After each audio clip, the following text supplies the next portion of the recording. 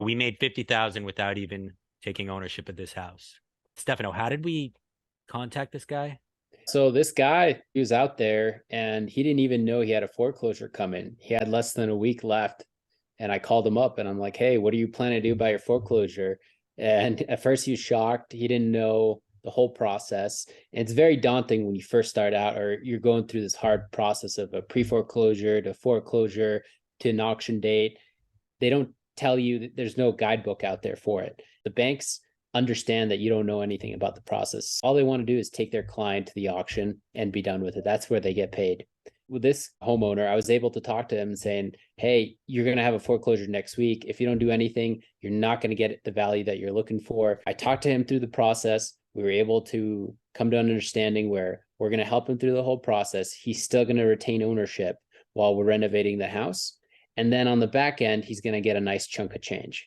So we were able to take this going forward. We stopped the auction for him. We helped him through the whole process. We renovated the house. We put about $25,000 into the house, painting. It had peeling paint. And that's important to note because most first time home buyers, when they do their bank inspection, that's the number one reason they don't qualify. So we addressed the problems that stopped this property from getting qualified. And then we put it on the market and we had 7 offers within the first weekend in this market.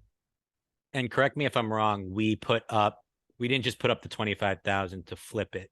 We put up money in order to delay the auction. I forget what it was. Did we put up 35,000 or did we just delay it using a skeleton bankruptcy? We used a skeleton bankruptcy in this case. We were Okay. going to pay the arrears, but because the bank wasn't cooperating with us, they wouldn't give us the payoff information. Then there's no way for us to get a payment. They kept telling the homeowner, hey, we're mailing you the amount, we're mailing you the amount, 2 weeks, 1 week. And it didn't happen. And so he was going to get foreclosed on, and there's no accountability. Like, what was that guy going to do? This one felt really good on a human level because I pulled me outside and he said, listen, this is the deal. My mom's been through a lot of problems, health issues, stuff like that. And he also himself, he was in a coma for a year. And that's why he couldn't pay his mortgage anymore. He lost his job. I think he used to be a contractor himself, but he had some serious health issues as well. So it was really nice to be able to help him and to be able to go in there, really just clean it out, paint it, put up the money that he needed. And then we basically partnered with them. We actually drew up a joint venture.